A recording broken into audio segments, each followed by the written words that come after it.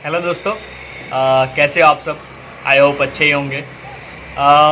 पिछले कुछ दिनों से काफ़ी सारे विचार दिमाग में चल रहे थे, तो मैंने सोचा क्यों नहीं आपसे बात की जाए और एक छोटी सी कहानी लेकर आया हूँ।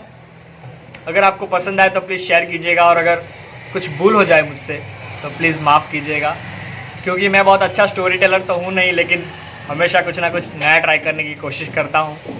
तो अभी सबको पता है वक्त थोड़ा सा भारी है, हालात थोड़े से नाजुक है। वक्त सिखा रहा है चीज़ों की अहमियत, पैसों की अहमियत। तो उसी पे एक कहानी दिमाग में चल रही थी, तो मैं शुरू करता हूँ। दोस्तों, जो भी हमारे पास है वो बहुत बेहतर है, और जो नहीं है उसका हमें कोई अफसोस नहीं। एक अमीर बाप का बेटा था। बेटा सब चीज़ अपनी ब्रांडेड यूज़ करता, घड़ी, बाइक, कार, वॉलेट, कपड़े, सब चीज़ें ब्रांडेड। एक दिन वो बाज़ार से गुजर रहा था, तो उसने 15,000 के जूते देखे। जूते उसे बहुत पसंद आए। उसने घर जाकर पापा को बोला कि पापा, मुझे एक जूते बहुत पसंद है, प्लीज़ आप मुझे दिला दीजिए, वो बहुत पसंद है मुझे, सिर्फ 15,000 के। पापा ने सुना सिर्फ 15,000। पापा ने मना कर दिया। पापा ने कहा कि तुम्हारे पास काफ़ी जूते हैं, तुम्हें ज़रूरत नहीं है जूतों की, पैसों की फिजूल खर्ची मत किया करो। पापा की ये बात सुनकर बेटे को बुरा लग गया कि मेरा बाप इतना अमीर है, सिर्फ 15,000 के लिए मना कर रहा है।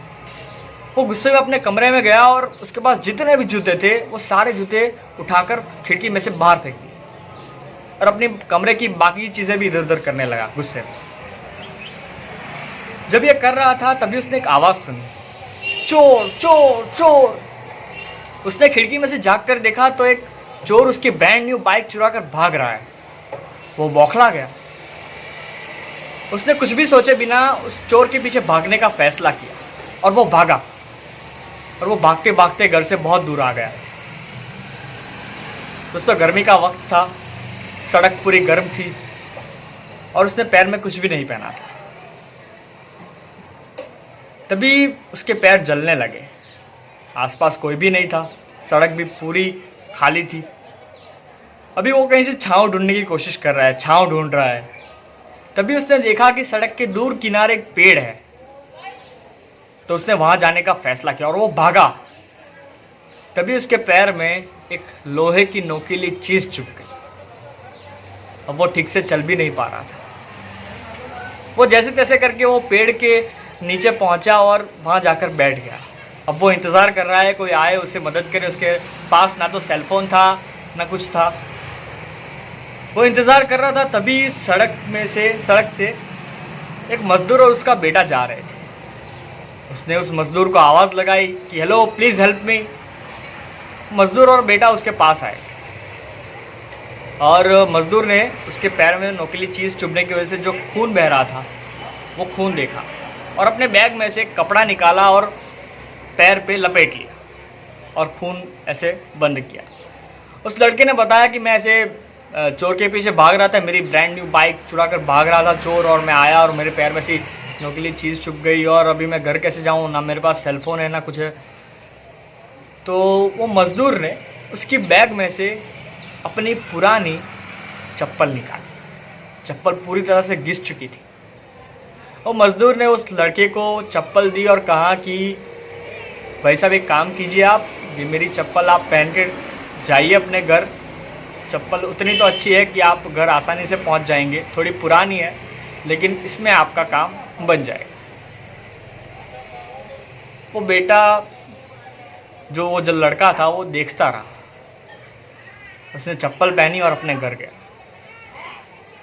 दोस्तों, जब वो घर पहुंचा तब उसके बाप ने वो मज़दूर की पुरानी घिसी हुई चप्पल उसके बेटे के पैर में देखी। तब उसके बाप को पता चल गया कि शायद अब मेरे बेटे को पैसों की अहमियत समझ में आ गई होगी। बाप और बेटा दोनों गले मिलकर रोने लगे।